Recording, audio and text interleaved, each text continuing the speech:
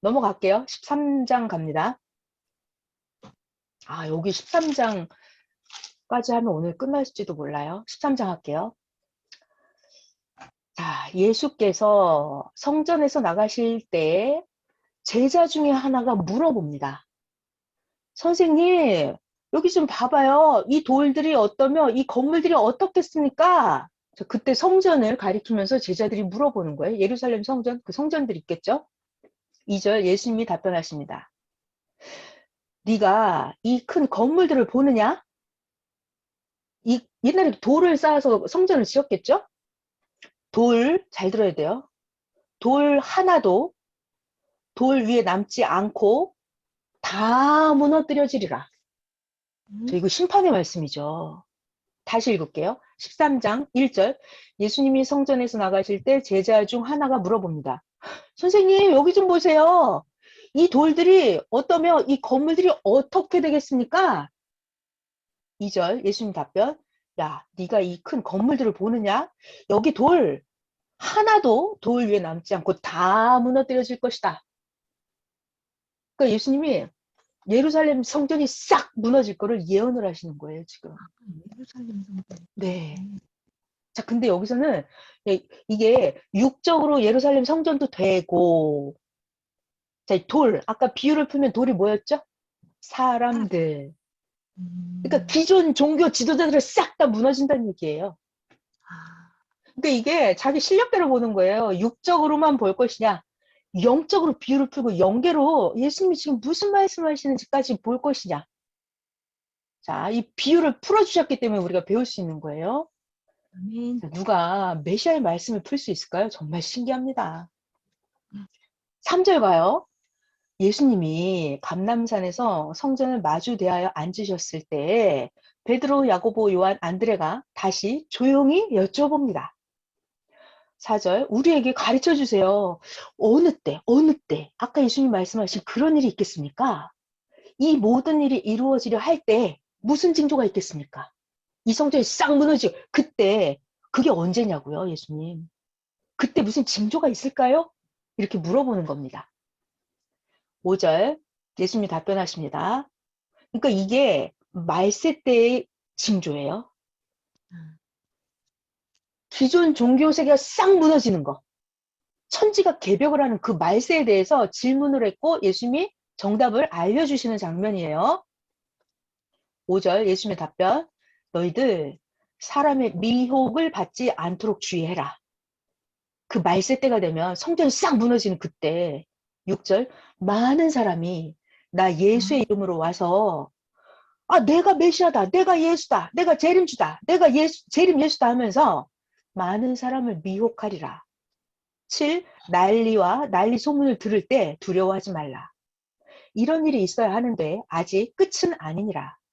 민족이 민족을, 나라가 나라를 대적하여 일어나겠고 곳곳에 지진이 있으며 기근이 있으리니 이것이 재난의 시작이다. 말세의 징조 시작이라는 거예요. 곳곳에 기근이 들고 전쟁이 일어나고 이게 그냥 겨우 시작이라는 거예요. 9절 너희는 중요한 말씀 나오죠. 스스로 조심해라. 왜냐하면 사방군데서 미혹하게 하기 때문에 자기 스스로 조심하는 수밖에 없어요. 깨어 있어야 돼요. 사람들이 말세가 되면 너희들을 공회에 넘겨주겠고 너희를 회당에서 매질하겠으며 나 예수로 말미암아 너희가 권력자들과 임금들 앞에 서리니 이는 그들에게 증거가 되려 함이라. 또 복음이 먼저 만국에 전파되어야 할 것이니라. 사람들이 너희를 끌어다가 넘겨줄 때 무슨 말을 할까 미리 염려하지 말고 무엇이든지 그때 너희에게 주시는 그 말을 해라. 말하는 이는 너희들 말하게 하는 그는 누구냐? 너희가 아니요 성령이시니라. 그러니까 말세 때가 되면 너희들 무슨 말을 할까 고민하지 말라고요. 성령이 가르쳐 주신다고요. 12절 형제가 이거 말세 징조예요. 12절 형제가 형제를 아버지가 자식을 죽는 데 내어주고 자식들이 부모를 대적하여 죽게 하리라. 너희가 내 이름으로 말미암아 모든 사람에게 미움을 받을 것이니 그러나 끝까지 견디는 자는 구원을 받으리라. 그러니까 말세 때는 참 끝까지 견디기 어렵다는 얘기예요. 자, 14절 갑니다. 굉장히 중요한 말씀 할게요. 14절. 말세의 징조예요. 멸망의 가증한 것이 서지 못할 곳에 서는 것을 보거든 읽는 자는 깨달을진저 그때 유대에 있는 자들은 산으로 도망할지어다. 지붕 위에 있는 자는 내려가지도 말고 집에 있는 자는 무엇을 가지러 들어가지도 말고 밭에 있는 자는 겉옷을 가지러 뒤로 돌이키지 말지어다. 말세 그날에는 아이 벤 자들과 젖 먹이는 자들에게 화가 있으리라. 자, 지난 시간에 아이 벤 자, 젖 먹이는 자 이거 기억나세요, 여러분? 아이 벤 자, 젖 먹이는 자 말세에 화가 있다는데 젖 먹이는 게 뭐였죠? 임신을 해서 이게 임신을 하면 아이 벤 자예요? 내가 이렇게 젖을 수유를 하고 있으면 그렇죠. 젖을 먹인다 이거는 종교 지도자들이 말씀을 전해주는 거 이게 젖을 먹이는 거예요. 나를 믿고 따르는 회원 성도들이 있으면 내가 아이 벤 자가 되는 거예요. 자, 이게 자 넘어갈게요. 18절 이 일이 겨울에 일어나지 않도록 기도하라.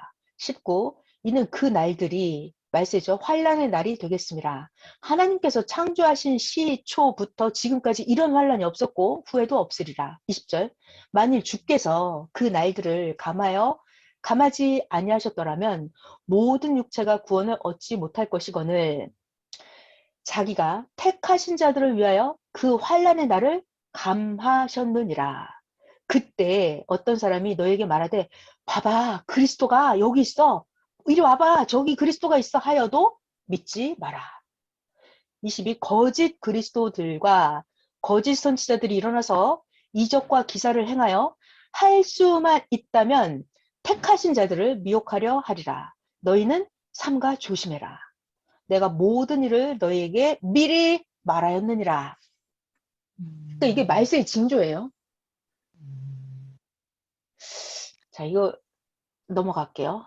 여기 뭐 설명하려고 하면 한도 끝도 없으니까 일단 자 14절 하나만 제가 설명 꼭 해주고 싶은 말씀 다 설명할 거 많은데 14절 하나만 설명할게요. 멸망을 가증한 것이 서지 못할 곳에 선 것을 보게 되거든. 자 멸망을 가증한 것 이거는 뭐죠? 하나님이 제일 싫어하는 건 우상이에요. 우상이 서지 못할 곳에 선 것. 그러니까 예루살렘 성전에 우상 숭배하는 서원이 이게 세워진 거예요. 그게 언제였냐면 688년에 세워진 마호멧 그 성전이 세워졌잖아요. 이슬람 성전. 그러니까 그런 게, 자, 잘 봐요. 뭐라 그랬죠? 멸망을 가증한 것, 우상 숭배하는 것이 도저히 서서는 안 될 곳에 세워진 그것을 보면 그게 말세의 징조라는 거예요. 말세의 징조. 근데 그게 688년부터 시작이 된 거예요. 서기. 그러니까 예루살렘 성전이 그때, 자, 다시. AD 70년에 예수님 돌아가시고 예루살렘 성전이 싹 무너졌어요. 돌 하나도 남기지 않고 다 무너졌어요. 그리고 나서 예루살렘 성전 무너진 그 자리에 이슬람 사원이 여기 세워졌어요. 그때부터는 이제 말세의 징조라는 거예요. 말세의 징조. 자, 근데 이거를 확대하면 그렇고 축소하면 이 얘기를 해드리고 싶어서 그래요. 그것도 그렇지만 자기를 볼 줄 알아야 돼요. 축소. 자, 내 자신한테 언제 말세가 다가오냐면 나에게 말세의 징조, 환란의 때, 전에도 후에도 없을 어마어마한 말세가 언제 나에게 닥치냐면 멸망을 가증한 것이 거룩한 곳에 서지 못할 곳에 서게 되는 것을 보거든. 그러니까 내가 거룩하게 내가 하나님을 믿고 하나님을 사랑하고 기도를 하고 마음, 정신, 생각 깨끗하게 하고 살아요. 내가 거룩한 자예요. 근데 내 거기에 내 마음에 나의 행동에 멸망에 가증한 것을 세워. 그러니까 내가 갑자기 하지 말아야 될 짓을 하기 시작을 했어. 그러면 그때부터 말세가 시작되는 거예요. 그때부터. 이게 축소하면 그렇다는 얘기예요. 그러니까 성경은 이렇게 작게도 보고 크게도 보고 확대도 보고 여러 가지를 볼 수가 있어요. 그러니까 자기를 돌아보는 거예요. 멸망을 가증한 것이 서지 못할 그곳에 서게 되면 그때부터 환란이 시작돼요. 그때부터 환란이 시작됩니다. 자, 이건 잠시 제가 좀 자세히 개인적인 걸 설명을 해드렸고요. 24절로 넘어갈게요. 24절 가면 계속해서 말세의 징조에 대해서 설명하고 계십니다. 말세의 징조.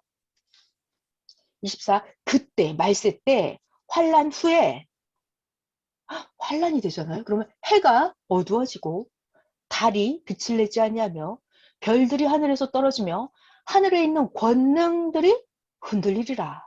말세 그때 24절 인자가 구름을 타고 큰 권능과 영광으로 오는 것을 사람들이 보리라. 27 그때 말세 때 그가 메시아가 천사들을 보내어 자기가 택하신 자들을 땅 이 끝에서부터 하늘 끝까지 사방에서 모으리라. 이게 말세의 징조예요. 자, 여러분 그때 말세 때 24 다시 읽게 환란은 해가 어두워지고 달이 빛을 내지 아니하고 별들이 하늘에서 떨어지고 하늘의 권능이 흔들리고 26절 인자가 구름을 타고 능력과 영광으로 오는 것을 본다. 자, 여러분 이거 비유죠? 비유? 네. 말세가 문자 그대로 막 해가 어두워져요? 달이 빛을 내지 않고 이런 일이 일어날까요? 없죠? 문자대로는 영원토록 이루어지지 않아요. 하나님 말씀은 비유로 되어 있다 그랬어요. 비유가 아니면 하나님 말씀하지 않아요. 예수님도 비유가 아니면 말씀하지 않아요. 자, 그러면 자, 말세가 되면 이게 해가 어두워진대요. 어두워져요. 달이 빛을 내지 않아요. 별들이 지금 떨어지고 있죠? 별들이 떨어집니다. 그리고 인자는 메시아예요. 인자는 구름을 타고 온대요. 구름을 타고 능력과 영광으로 오는 것을 보리라. 하늘의 권능들이 흔들리리라. 이게 말세 때 징조 예수님이 예언으로 가르쳐 주신 거예요. 자, 그럼 여러분 해가 어두워진다. 달이 빛을 내지 않는다. 별들이 떨어진다. 이게 뭐냐면 우리 창세기 37장에 가면 그 말씀이 있어요. 정답을 알려드릴게요. 창세기 37장에 가면은 야곱이라는 사람이 나와요. 그 야곱이 아들이 12명이 있어요. 근데 그 11번째 아들이 요셉이에요. 근데 야곱의 아들 요셉이 꿈을 엄청나게 잘 꿔요. 근데 요셉이 어느 날 꿈을 꿨어요. 요셉이 아버지 야곱한테 말하는 거야. 아버지, 내가 꿈을 꿨는데요. 해와 달과 11별이 나한테 절을 해요. 이런 꿈을 꿨어요. 라고 해요. 그랬더니 아버지 야곱이 뭐라고 그러냐면, 뭐라고? 그러면 나랑 네 엄마랑 네 형제들이 너한테 절을 한단 말이야? 라고 이 야곱 아버지가 요셉이 꾼 꿈을 해몽을 해줍니다. 자, 그러니까 자 다시 요셉은 형제가 12명이에요. 12명. 그 중에 11번째가 요셉이에요. 자, 요셉이 꿈을 꿨다고요. 꿈에 해와 달과 11별이 요셉에게 절을 했어요. 절. 그때 아버지의 해몽은 뭐다? 아니 그러면 나와 아버지랑 네 엄마랑 11 형들이 너한테 절을 한단 말이야? 이렇게 해몽을 했어요. 해몽. 자, 그러니까 성경은 여러분 꿈이나 계시나 성경을 풀 때는 비유를 풀어야 돼요. 우리 태도 그 비유를 풀어야죠. 자, 지금 요셉이 해, 달, 11별이 나한테 절했어요. 그러니까 아버지가 그러면 나와 엄마와 11 형제가 너한테 절한단 말이야. 그러니까 이 해는 누구를 비유했어요? 아버지. 아버지. 그래서 해는 하늘의 하나예요. 아버지가 한 명이죠. 그래서 태양은 외적 지도자를 상징해요. 외적 지도자. 그래서 태양은 가정적으로는 아버지를 비유하고 국가적으로는 대통령이나 왕이겠죠. 성경 역사적으로 보면은 종교 지도자예요. 그러니까 태양 그러면 아주 그 시대 유일한 아주 빛나는 태양 같은 지도자예요. 영적 지도자. 그러니까 구약시대 태양 그러면 모세를 말하는 거죠. 구약시대 태양 그러면. 자, 그리고 달은 그럼 네 엄마가 저런단 말이야 그랬어요. 그러니까 달은 엄마를 비유하는 거예요. 그러니까 달은 은은하죠. 은은해요. 달도 밤하늘에 딱 하나예요. 하나. 그러니까 엄마가 딱 한 명이죠. 그리고 이 달은 태양빛을 받아야 빛을 발합니다. 그러니까 달은 은은하고 내적 지도자예요. 한 명이에요. 그래서 엄마는 아빠와 함께 내적 지도자 역할을 하는 엄마를 비유하는 거예요. 내적 지도자. 그리고 11별 그러면 11명 형제들을 비유하는 거예요. 자, 이거는 개인 가정적으로는 아버지, 엄마, 형제들을 비유한 거고 국가적으로는 해, 달, 11별 그러면 대통령과 내적 지도자 국무총리와 장관들이 별 이렇게 되겠죠. 자, 이거를 종교적으로 영적으로 풀면 해가 어두워지고 달이 빛을 내지 아니하고 별들이 떨어진다 이 말은 구시대 태양 같은 지도자가 떨어지는 거예요. 모세 정권이 이제 빛을 잃는 거예요. 죄송. 자, 그러면 달 같은 지도자가 있어요. 모세를 받쳐주는 지도자. 모세의 빛을 받아서 빛을 발하는 달 같은 지도자가 있어요. 여호수아. 그러면 태양이 빛을 잃으면 달도 빛을 잃죠. 그러니까 모세 정권이 이제 영적 지도자 사명이 끝나면 달 같은 여호수아의 사명도 끝이 나는 거예요. 아멘. 그러면 여기 별들이 있어요. 12 이스라엘 같으면 그러니까 국가적으로는 장관들이 별들이죠. 장관들. 근데 종교적으로 봤을 때 별들은 12지파 12족장들이 있었어. 12족장들. 그들이 이제 빛을 떨어진다 이 말이에요. 네, 잘 이해가 되시죠? 이 비유를 풀어야 돼요. 자, 그러니까 다시 봐봐요. 신약 성경으로 갈게요. 신약 성경의 그 24절입니다. 그때 말세 때가 되면 여러분 이게 중요한 이게 좀 어려운데요. 잘 봐요. 해, 달, 별도 풀어야 되는데 동시성도 풀어야 돼요. 동시성. 그러니까 동시성이라는 거 그 시대에 그랬는데 오늘날도 그렇다 이 말이에요. 아, 성경을 왜 본다? 그 시대, 그 옛날 얘기 왜 본다? 아, 그 시대를 보고서 아, 하나님이 이렇게 하시는구나. 아, 오늘날도 그렇구나를 깨닫는 거예요. 자, 계속 볼게요. 24절에 그때 말세 때가 되면 환란 후에 해가 어두워지고 달이 빛을 내지 아니하고 별들이 떨어진다. 이 말은 구시대 정권이 끝나는 거예요. 그럼 모세가 정권이 끝나면 여호수아도 이제 빛을 잃죠? 12족장들이 빛을 잃지 않아요. 별들이 떨어져요. 그러면 구약이 끝나면 여러분 구약이 끝나면 새 역사가 시작되죠. 아까 그게 모퉁이의 머릿돌이 되었다. 누구였어요? 모퉁이 예수님. 그러니까 구시대 정권이 끝나면 영적 정권이 끝나면 새로운 종교 영적 정권이 시작이 돼요. 메시아가 새롭게 등장을 한다. 그가 바로 누구? 예수님. 예수님의 태양이 떠오르는 거예요. 예수님의 태양. 그러니까 예수님의 태양이 떠오르면 거기에 달 같은 지도자가 있겠죠? 사도 바울 같은. 그리고 12사도가 있겠죠? 그들이 별들이에요. 자, 그러니까 구약 때에도 모세 정권이 떨어졌었고 이 신약 때도 신약 2000년 동안 예수님의 태양이 빛났어요. 예수님의 태양. 사도 바울. 12사도들 이렇게 빛이 났어요. 근데 신약이 끝나는 그 말세 때가 되면 또다시 어떻다? 해가 어두워지고 달이 빛을 내지 않냐고 별들이 떨어지고 하늘의 권능들이 흔들리리라 이게 이루어지는 거예요. 오늘날 이 시대도.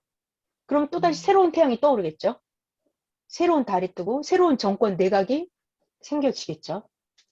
자, 그리고 26절에 가면 그때 인자가 구름을 타고 큰 능력과 영광으로 온다 그랬어요. 이 그림을 다시 하나 볼게요. 구름 설명할게요. 구름. 너무나 중요합니다. 자, 여기에 구름이 있어요. 구름. 자, 여기 구름. 자, 인자가 메시아가 구름을 타고 온다 그랬거든요. 구름. 구름이 무엇일까요, 여러분? 하나 예수님이 저기서 이렇게 구름을 타고 둥둥둥둥 떠서 오지는 않을 거 아니에요. 그죠? 자, 이 구름은 뭐냐면 성경에 비유를 풀어야 된다 그랬어요. 자, 비유를 보시면은 이렇게 바닷물이 있습니다. 바닷물. 성경에 보면은 악인들을 흙탕물, 더러운 진흙탕이 솟아나는 바닷물 같다라고 악한 사람들을 이렇게 바닷물로 비유를 해요. 그리고 거짓말하는 사람, 속에 분노가 막 치솟아 오르는 사람들 있죠? 막 욕을 하고, 막 게으르고, 이 속에 탐심이 가득하고, 이 속에 더러운 게 가득 차 있는 사람들, 이 사람들을 바닷물로 비유해, 바닷물. 여러분, 바닷속에 가면 온갖 오물들, 더러운 것들이 많이 섞여 있잖아요. 성경에서 이렇게 세상 사람들을 바다라고 비유를 해요. 악인들을 보고 파도가 밀려온다 그래요. 악한 사람들을 물거품이 사라진다 이렇게 말을 해요. 악한 사람들. 악인들, 물거품, 파도, 물결 이렇게 비유를 합니다. 자, 그러니까 잘 봐요. 성경은 이렇게 비유로 되어 있어요. 악한 사람들을 바닷물로 비유했어요. 자, 그럼 이 구름은 뭘까요? 구름? 하나님은 비유를 하실 때 자연의 원리 법칙대로 비유를 하십니다. 하나님은 만물 창조자이기 때문에 만물의 원리에 대해서 가장 잘 아세요. 자, 그러면 이 바닷물이 증발을 해요. 증발을 하죠. 증발을 하려면 반드시 태양이 있어야 돼요. 태양열을 받아서 증발을 해서 여기서 더러운 이물질들은 증발이 안 돼요. 찌꺼기는 깨끗한 것만 수증기 100% 깨끗한 것만 증발을 해서 이 바닷물이 뭐가 된다? 구름이 된다. 자, 이 과학 원리를 가지고 이 구름이 뭘까를 해석을 하는 거예요. 아까 바닷물이 악한 사람들이었죠, 이거? 그럼 이 아멘. 악한 사람들이 증발을 해야 돼요, 이렇게 증발. 태양은 뭘 상징한다? 영적 지도자, 태양, 메시아, 예수님을 상징하는 거예요, 예수님. 그러니까 예수님의 말씀을 들어야 돼요. 자, 여기서 태양열을 받아서 바닷물이 증발을 하죠. 마찬가지로 예수님의 말씀을 듣는 거예요, 말씀. 예수님의 기도를 받아요. 또 뭘 받아요? 성령 충만을 받아요. 그래서 이들이 뭐 한다? 이 악한 사람들이 뭐 한다? 죄를 회개한다. 아멘. 아, 내가 죄인이구나. 이걸 깨달아요. 죄를 회개해. 죄를 없애요. 그럼 이 사람 마음이 깨끗해지잖아요. 행실이 깨끗해져요. 행실이 깨끗해져요. 이 사람들이 변화되는 거예요. 이 사람들이 부활되는 거예요. 이런 깨끗해진 이 사람들을 보고 뭐라 그래요? 구름이라고 하는 거예요.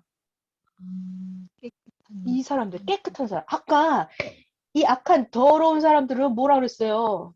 이 더러운 사람들은 뭐라 그랬어요? 바닷물.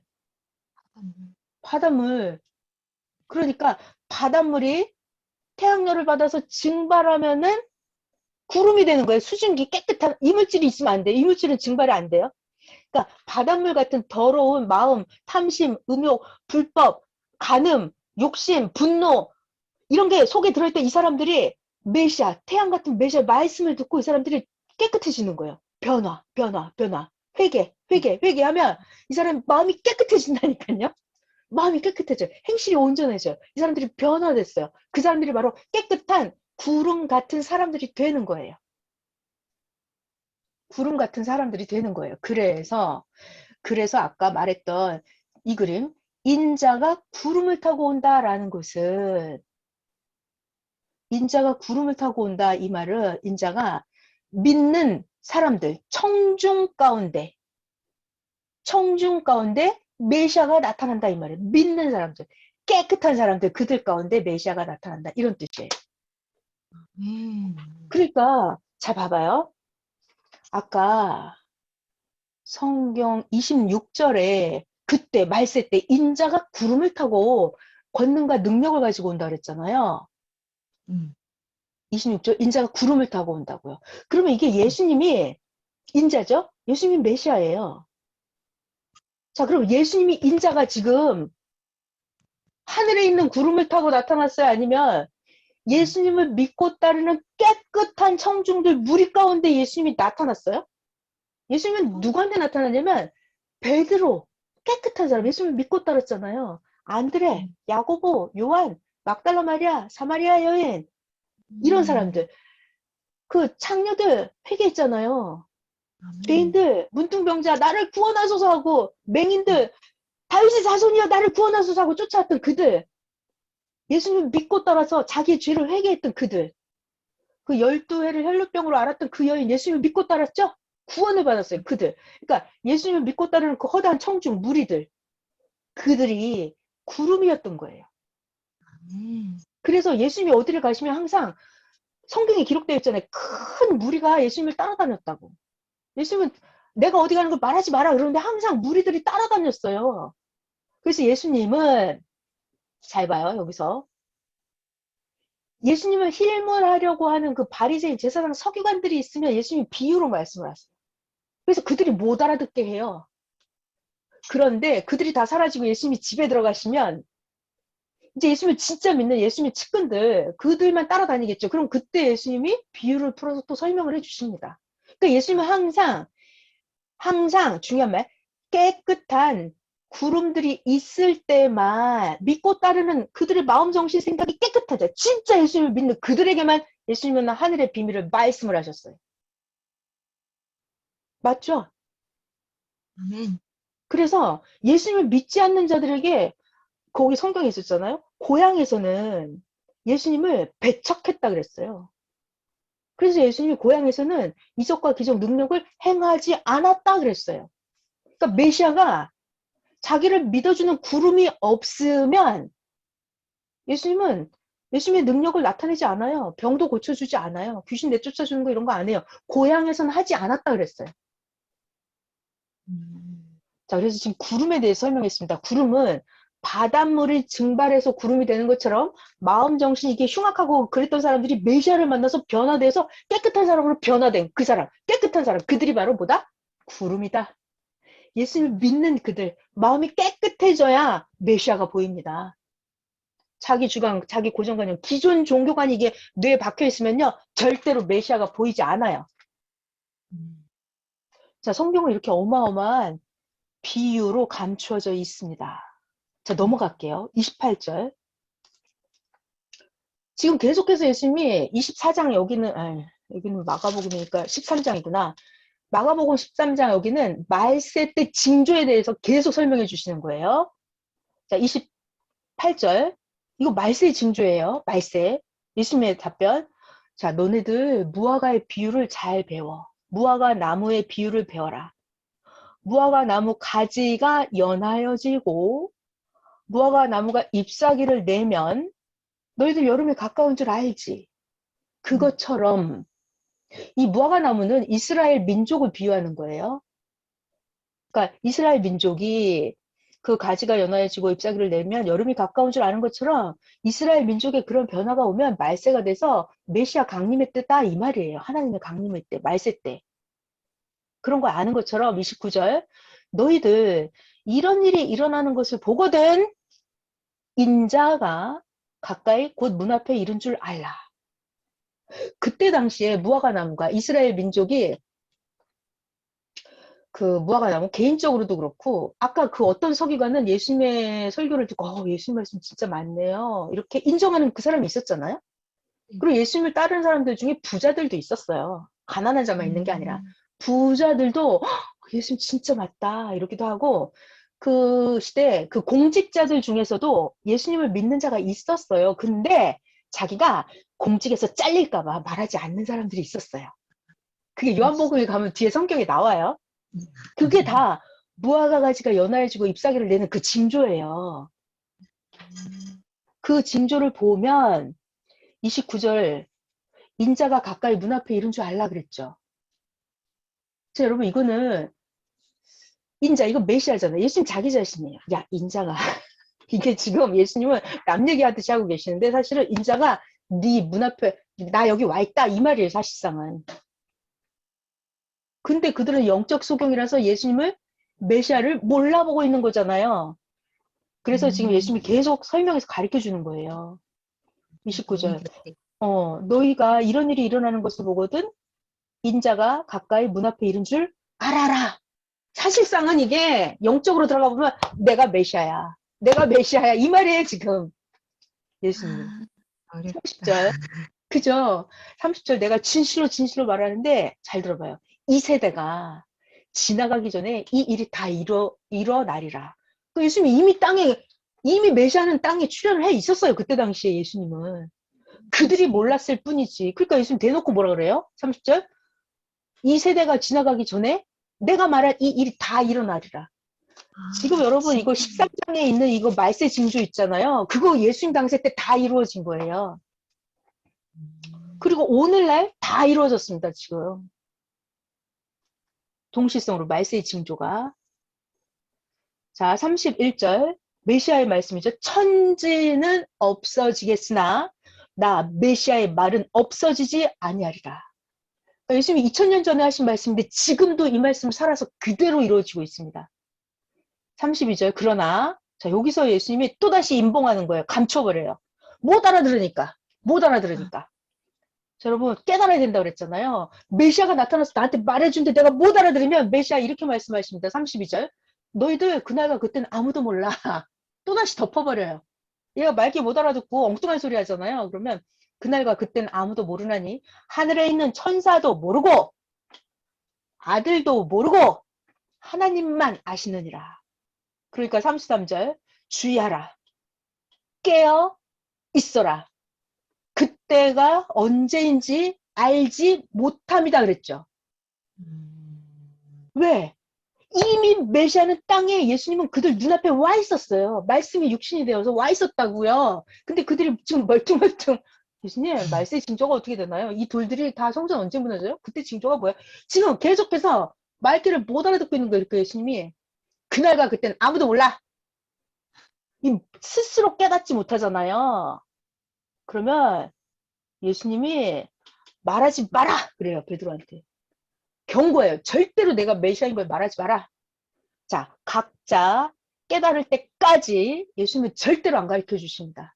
자기가 기도해서 스스로 깨달아야 돼요. 안 가르쳐 줘요. 안 가르쳐 줘요. 왜 안 가르쳐 줄까요? 가르쳐 줘도 안 믿어요. 안 믿어요. 무슨 말이냐면 엄마가 이 2살, 1살 애기한테 한만 말해줘봐요. 얘가 1살, 2살짜리가 알아들어요? 못 알아들어요. 얘가 성장을 해서 엄마만큼 살아봐야 엄마 말귀를 알아들어요. 그러니까 얘가 영적으로 성장을 안 하잖아요. 그럼 메시아가 아무리 말을 해줘도 못 깨닫습니다. 그러니까 메시아가 말하지 마라. 그날과 그때는 아무도 모른다. 인자가 문 앞에 가까이 온 줄 알아. 그러나 모른다. 깨어 있어라. 라고만 말씀하시는 거예요. 34절. 가령 사람이 집을 떠나 타국으로 갈 때 그 종들에게 권한을 주어서 각각 사물을 맡기며 문지기에게 깨어 있으라 명하는 것과 같으니 그러므로 깨어 있으라. 깨어 있으라. 집 주인이 언제 올는지 저물 때 일는지 밤중에 올는지 다굴 때 올는지 새벽에 일는지 너희가 알지 못합니다.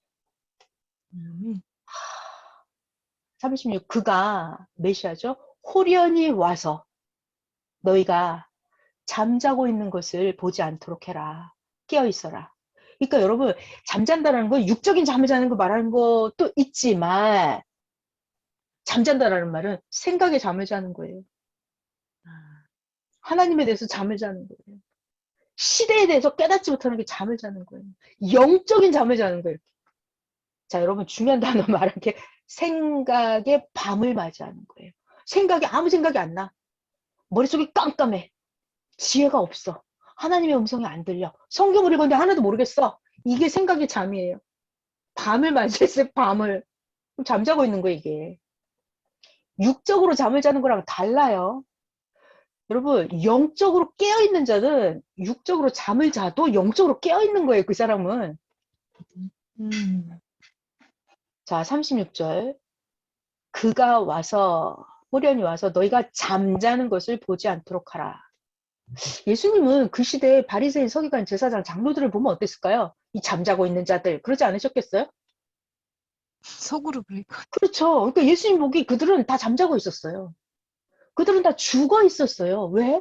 예수님이 말씀이 육신에 대해서 메시아가 나타났는데 그들이 바리새인들이 제사장들이 예수님을 알아봤어요? 몰라봤잖아요. 그러니까 그들은 죽어 있었고 그 종교 지도자들은 잠자고 있었어요. 하다못해 예수님 제자들도 예수님이 말씀하시면 잘 못 알아들었어요. 그러니까 예수님 제자들도 맨날 혼자잖아요. 혼나고 너희들 한시도 깨어서 기도할 수 없느냐? 이러시잖아요. 그러니까 이게 뭐한다? 육체적으로 잠을 자는 게 아니라 영적인 잠을 자는 거예요. 영적인 잠을 잔다는 말은 눈앞에 메시아가 육신으로 나타났는데 모르는 거예요. 몰라. 이게 영적인 잠을 자는 거예요. 자, 36절. 그가 호련히 와서 너희가 자는 것을 보지 않도록 해라. 37. 깨어 있어라. 내가 너희에게 하는 이 말은 모든 사람에게 하는 말이니라 하시니라.